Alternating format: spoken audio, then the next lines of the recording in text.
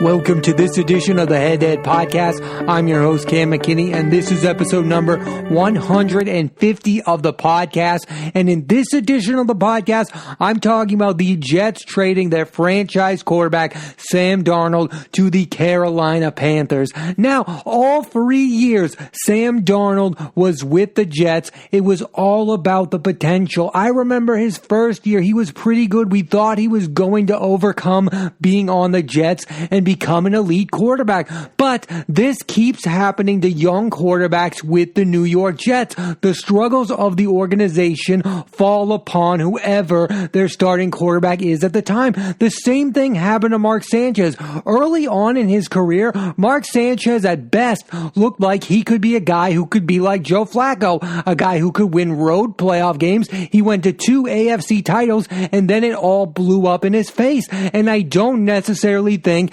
that is Mark Sanchez's fault. And the same thing is happening with Sam Darnold here. He has shown some potential with the Jets, but you can't overcome the failures of the overall organization. In 3 years with the Jets, Darnold threw for 45 touchdowns and 39 interceptions with a 59 completion percentage. Those numbers aren't great, and he did never throw for over 20 touchdowns, but I don't think it's all his fault, especially when you look at who was the head coach of the Jets during his time with the team. First, you had a defensive-minded coach in Todd Bowles. I think one of the worst things you can do when you draft a quarterback is to have your head coach be defensive-minded. And then after Bowles was fired, they brought in Adam Gase, and the minute he had that terrible press conference that introduced him as the head coach of the Jets, we all knew that that was going to go south really fast. And then you bring up the fact that they never brought in offensive weapons to help Sam Darnold. The one time they did try to spend money on their offense was with running back Le'Veon Bell, who hadn't played football for an entire year, and they gave a boatload of money to. They did Sam Darnold dirty. Now, that doesn't mean that Sam Darnold is the perfect quarterback. That doesn't even necessarily mean that Sam Darnold deserved a second chance with the New York Jets, but it does mean that this isn't just about Sam Darnold. It is about the organization, and they are just going to go through the same pattern over and over and over again, no matter who their quarterback is. The Jets are looking at the position like at some point they're going to draft a savior, but at some point they're going to need to look in the mirror and save themselves, because there's not going to be a quarterback that's going to hide your entire flaws. That's what they tried to do with Darnold. Mark Sanchez wasn't elite, but they were a good team when he played there. That's the type of team they need to build again. A team that doesn't need their quarterback to put up gigantic numbers. Insanity is doing the same thing over and over again and getting the same results. And that's where I think the Jets are headed down that path. It doesn't matter who their quarterback is if they're not going to be a great organization. I think when you look at the teams that have had success at the position, it's because of the strength of their organization. Yes, the Colts were able to draft Peyton Manning, but they were also a stellar run organization. And then when he retired, they were able to bring in Andrew Luck. The Green Bay Packers have been one of the steadiest franchise in history. Yes, because of their quarterback play, but also because of how stable they are as an organization. So they get Brett Favre, then they move on from Aaron Rodgers without a beat. Look at the Ravens. They moved on from Joe Flacco and they got a better option in Lamar Jackson right now. That's what the Jets need to become, a strong organization. They are making it too much about the quarterback. It doesn't matter who the next quarterback is. The franchise needs to figure itself out. It's funny to me that there are two teams in the AFC East that have the exact opposite opinions on the quarterback position. I feel like the Patriots are putting too much low of stock into the position. They're willing to bring Cam Newton back. And then you have the Jets who are putting way too much stock in the position. You need to build a good team and you need to have really good quarterback play. It's not one or the other. And that's where I feel like the Jets are. The Jets are looking for the savior and the Patriots are just looking for any ordinary guy to play quarterback. The answer is somewhere in the middle. You need to be a strong organization, and you need your quarterback to play at an elite level if you want to compete for a Super Bowl, which is something the Jets haven't done since Joe Namath was their quarterback, or when Mark Sanchez was their quarterback and they went to 2 AFC titles.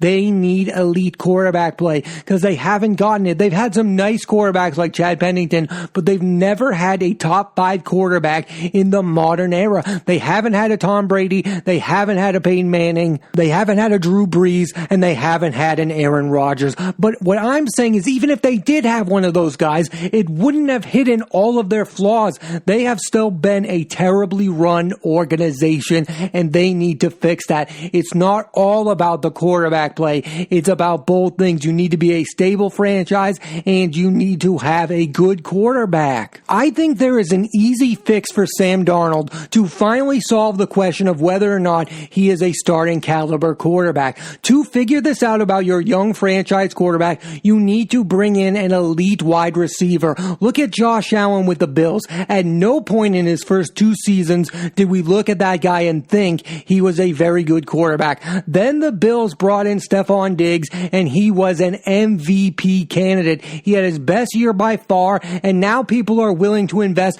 hundreds of millions of dollars into the career of Josh Allen. Look at that quick fix. You cannot tell me that's not the answer for a guy like Darnold. Darnold has not thrown to an elite receiver. And another example of this is Kyler Murray with the Cardinals. Kyler Murray had a nice rookie season, but I thought last year he was much improved, and the Cardinals brought in DeAndre Hopkins. This is what you do when you have a young quarterback. If you want to see how good Sam Darnold is, actually get him weapons to see if he is going to play at an elite level. It's not that hard. It's not that hard. The Jets never put any effort to put talent around Sam Darnold. His job isn't necessarily to make bad receivers good ones. It's to get the best out of high quality receivers. And I don't think he was ever given that with the Jets. So if I were the Panthers, that would be the number one thing on my mind, is get that guy a top 10 receiver in this league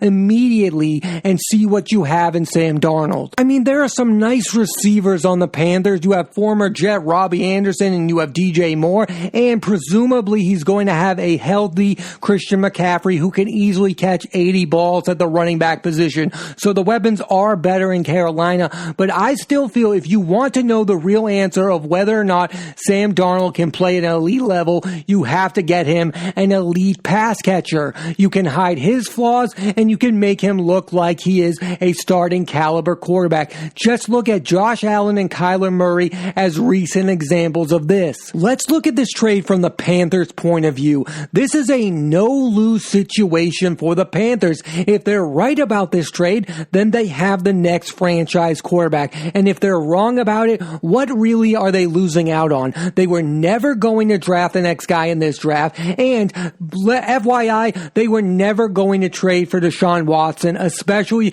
with what's going on with him right now. So you move on from Teddy Bridgewater and you bring in Sam Darnold. And the worst case scenario is you're already where you're going to be. You can only go up from here, or you can stay the same. It's not going to get that much worse for the Carolina Panthers. And if they're right about Sam Darnold, then maybe they have a top 15 quarterback in this league, which would be a big upgrade from Teddy Bridgewater. My issue with Teddy Bridgewater as a quarterback is I just think he's a better version of Tyrod Taylor. Yes, the numbers are going to look pretty good. They're going to have a good completion percentage, but they're never going to be able to win you games. I feel like Sam Darnold is capable of more than just that. I think this is an upgrade at the position. How big of an upgrade? I'm not quite sure, but we're going to figure it out.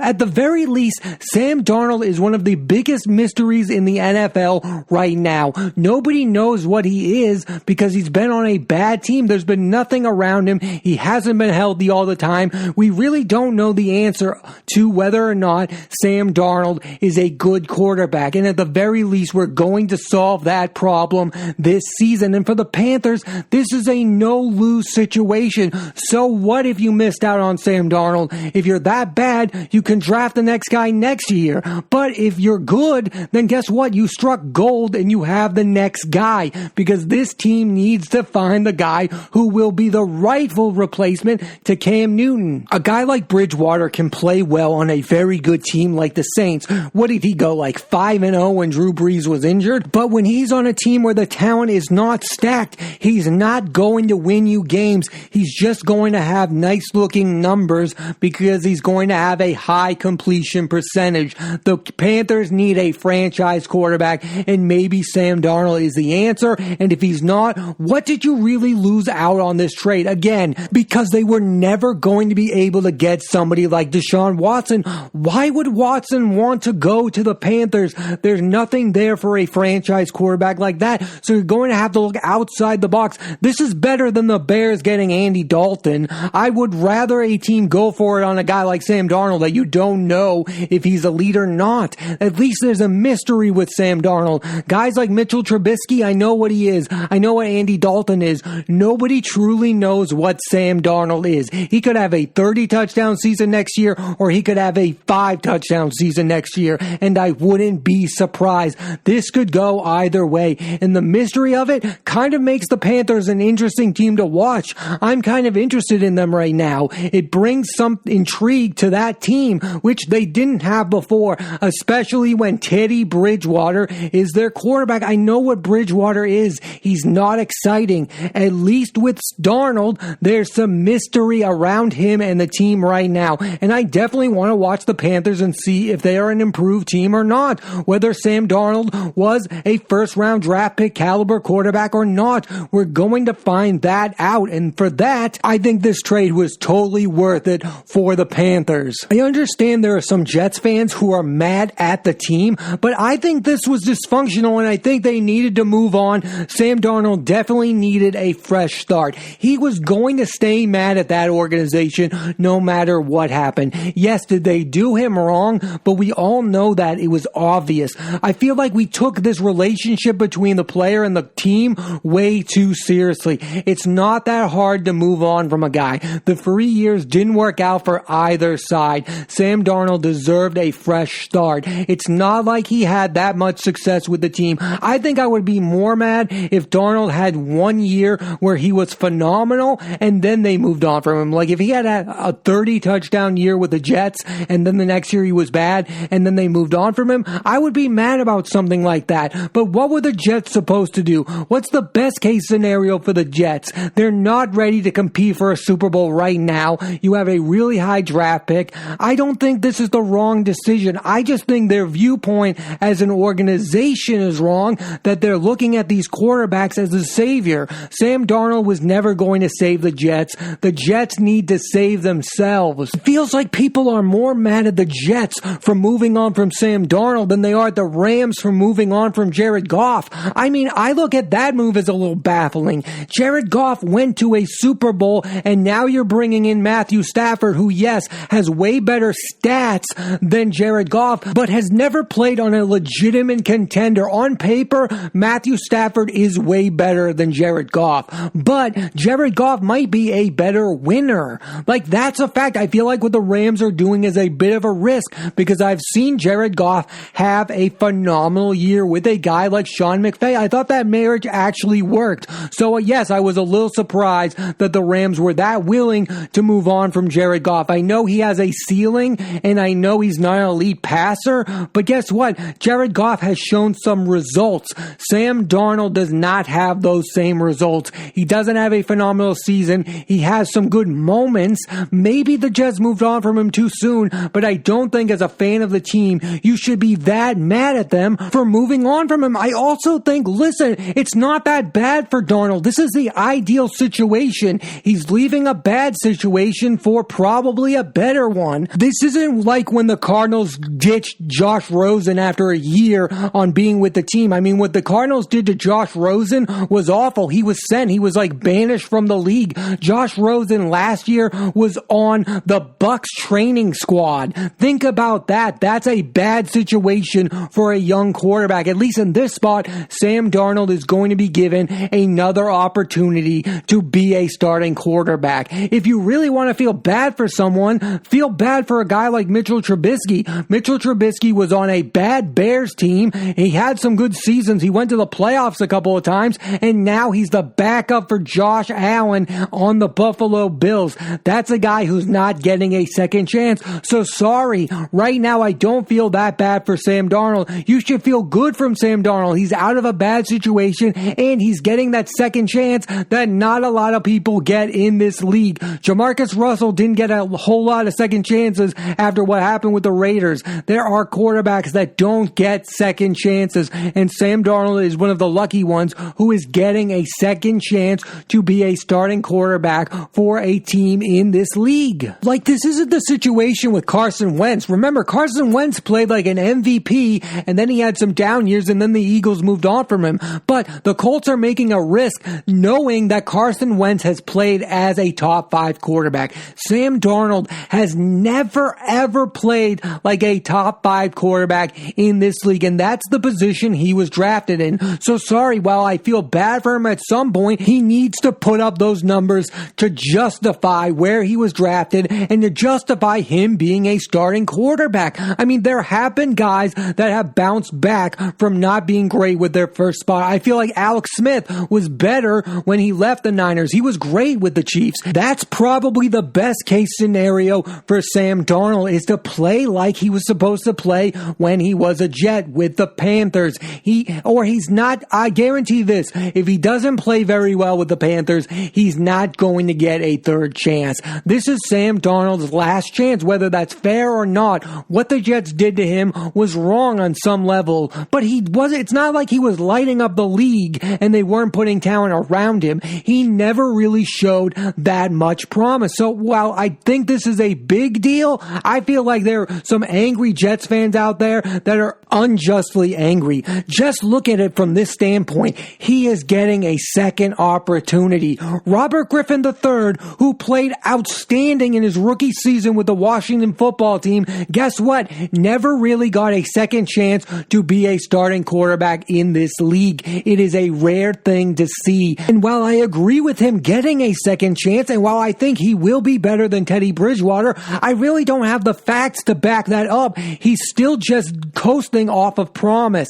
At some point, his potential needs to turn into reality. So that's why this upcoming season is going to be exciting, because if he does live up to the potential that we thought he was, then a starting quarterback just fell onto the lap of the Panthers, and they will be the big winners of this trade. But maybe the Jets just stole a second and a sixth for a guy who's never going to become that. Somebody is really going to win this trade, and somebody is really going to look stupid. And those are the type of trades that I get excited for. Either the Jets pulled the trigger way too soon on trading Sam Darnold and he's going to be elite, or the Panthers are going to look bad and are going to have another bad season, and then after this, they're going to have to draft their next franchise quarterback after this year anyway. But either way, I don't see this as a massive risk for the Panthers, and I don't look at this as a massive loss for the Jets. I think this is a perfect trade from both teams' standpoints.